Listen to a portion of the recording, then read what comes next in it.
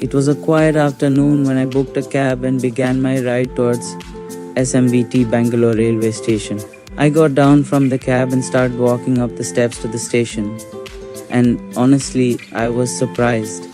This place didn't feel like a railway station at all. It looked more like an airport, so clean, so spacious. We usually don't see railway stations like this in India. After getting inside, I had some time, so I grabbed a quick bite to eat. Soon I was on the train, and after a comfortable ride, I reached Tirupati. My friend was already there waiting to pick me up, and then we headed to check in at the Srinivasam guest house in Tirupati.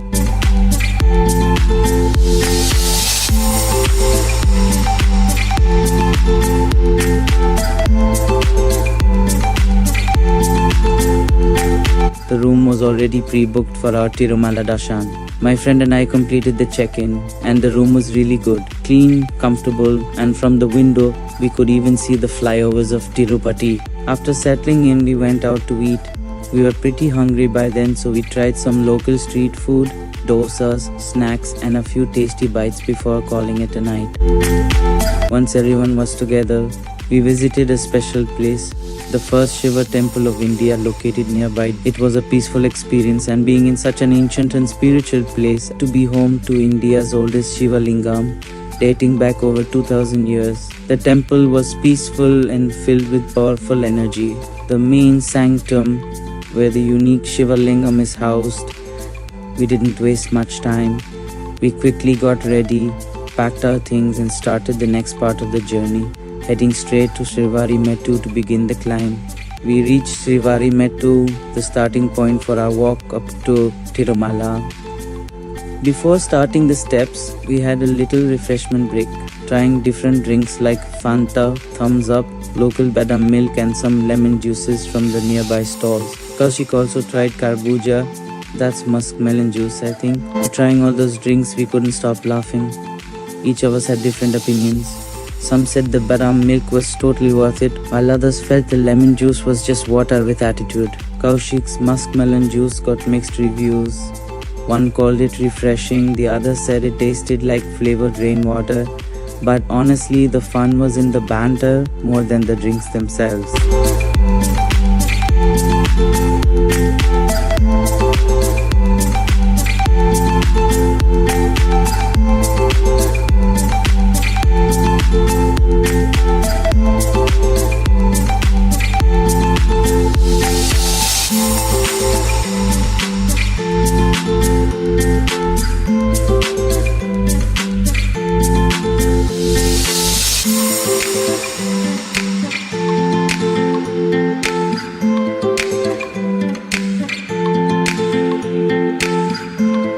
Feeling refreshed, we walked towards the first step of Sri Varmaettumarkam and began our climb, starting our spiritual journey.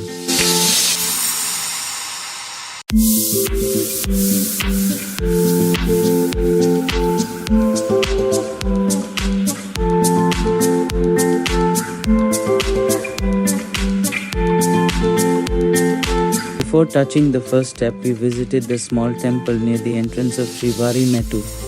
The place was calm, almost silent, and it gave us a perfect moment to pray and gather our thoughts. After that, we slowly walked to the entry gate of Sri Varmaettumarkam, a gateway that felt like the start of something divine. We were just about to climb towards what many call heaven on earth, the sacred hills of Tirumala.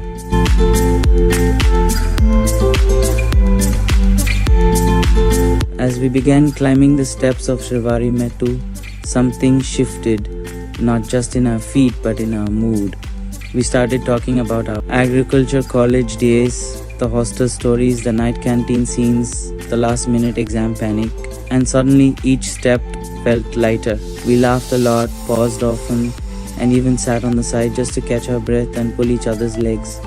The path was calm, the air was fresh, and every corner echoed with our voices and memories. There was no hurry, only joy. Some steps felt steep, but the energy between us made the climb feel like a reunion more than a trek. In between all the breaks, teasing, and deep breaths, we kept moving together one step at a time. And somewhere in between all the stops and steps, we couldn't stop laughing about this one college story. Koti, who used to be terrified of studies, once took our professor too seriously. He was told to collect 10 insect life cycles for class, and out of fear he went and collected 15 just to impress and maybe earn some extra marks. But what he didn't know was we quietly stole 5 of those and submitted them as our own. The way we laughed remembering that.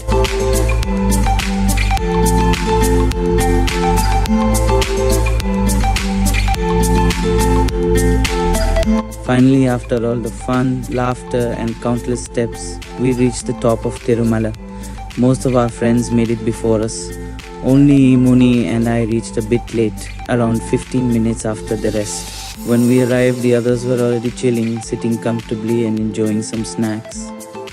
We all relaxed there for a while, took some group photos, captured the beautiful surroundings and just soaked in the moment.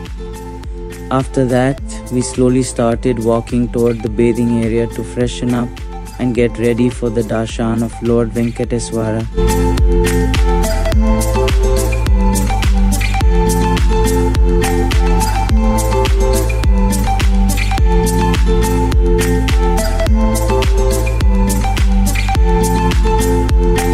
After bathing, we all changed into traditional attire, shirt and dhoti. Just when we were about to head toward the queue, it started raining heavily.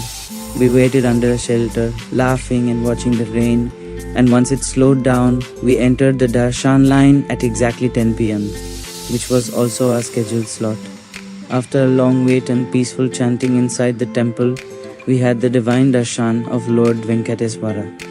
At 12:10 a.m., we came out hearts full and spirits calm. Since the Ghat road gates were closed till 3 a.m., we sat nearby, relaxed, talked, and enjoyed the peaceful atmosphere of Tirumala at midnight. Finally, once the gates opened, we boarded the bus and began our journey back down the hill. We officially began our journey from Tirupati to Pondicherry, but not before a small but meaningful ceremony. We performed a simple Amavari puja for the car, praying for a safe and smooth trip ahead. With blessings and good vibes, we hit the road.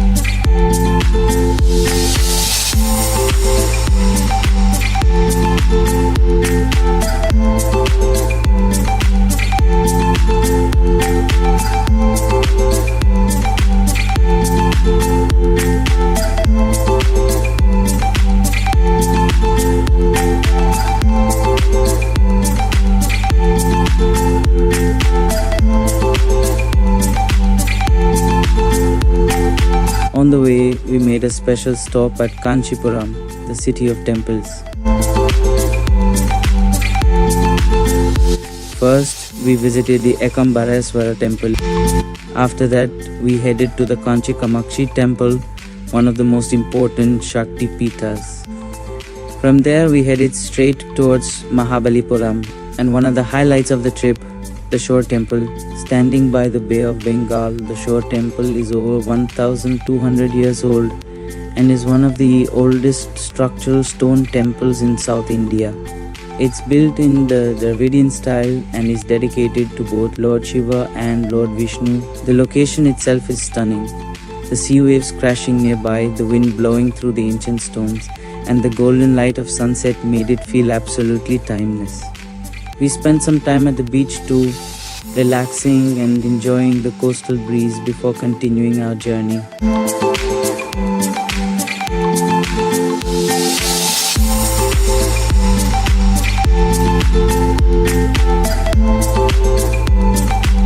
From Mahabalipuram, we continued our final stretch and reached Pondicherry by night.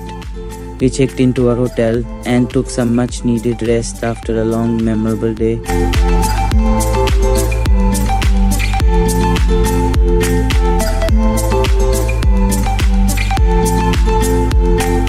The next morning was Sunday, and we started off by visiting the Sunday market.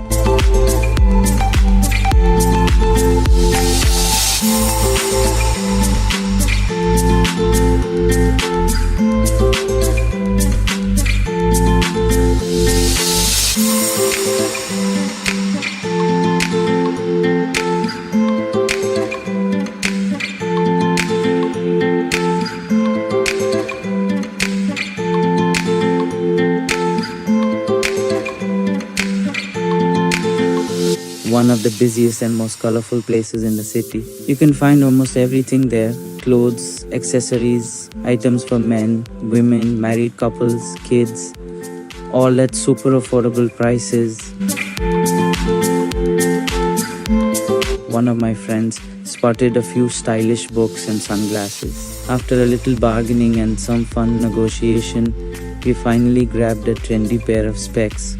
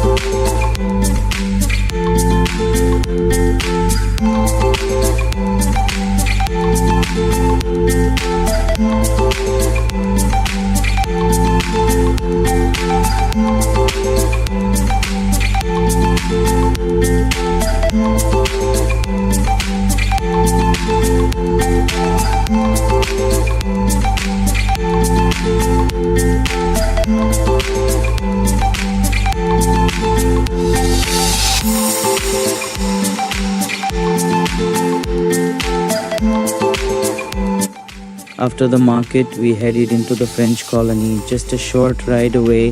The vibe completely changed. Calm streets, pastel-colored buildings, and a mix of old-world charm and modern cafes. We also went to Rock Beach, which is nearby. The waves, the wind, and the open sea gave us the perfect break from the busy streets. It felt peaceful, refreshing, and full of coastal vibes.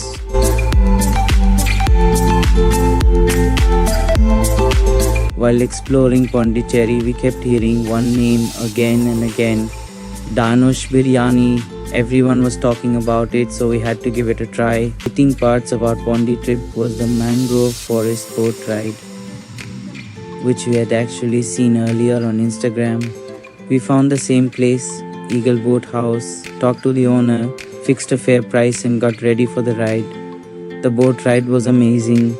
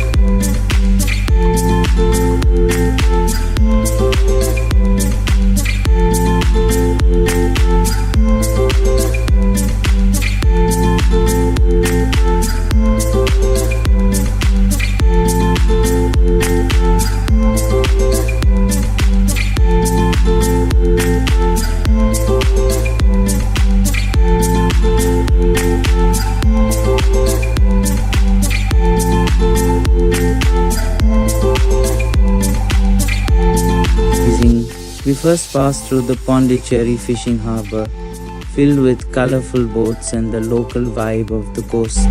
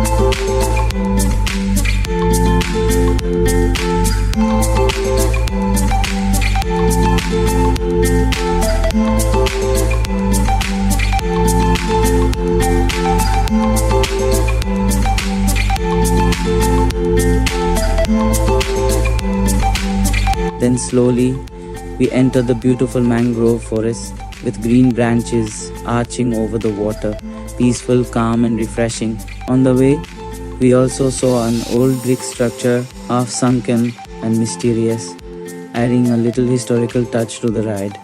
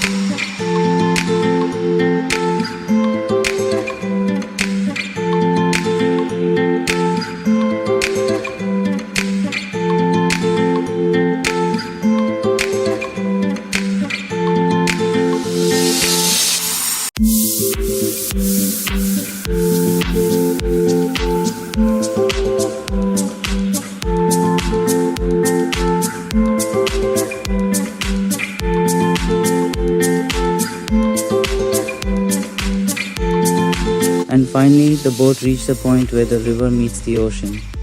A stunning open view that felt like the perfect end to the journey.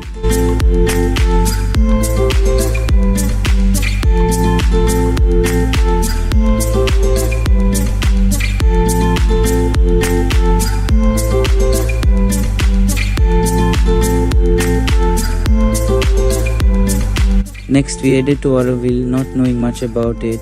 We just followed the map and parked. Only after arriving did we realize there was a 1.5 kilometers walk to reach the Matrimandiri viewpoint. The path was calm and peaceful, with greenery all around and lots of foreign visitors quietly walking or cycling. On the way, my friends grabbed a quick coffee and tried some snacks from the local cafe stalls.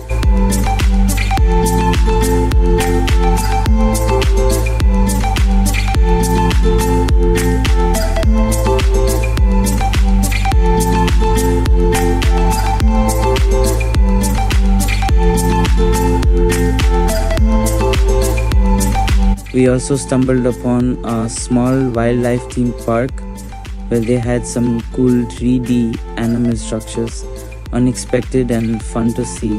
Finally, we reached the viewpoint of Matrimandiri, the iconic golden globe at the heart of Auroville, a symbol of peace and unity.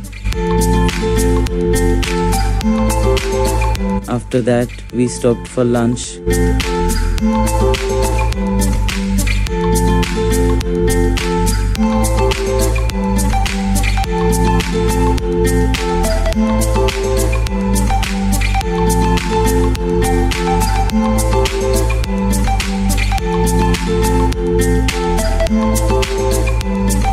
And then headed to Paradise Beach and later Serenity Beach, both offering perfect coastal vibes The sea breeze, waves, and relaxed mood gave the trip a calming end. By night, we checked out of our hotel and began our return journey to Tirupati, tired but full of memories.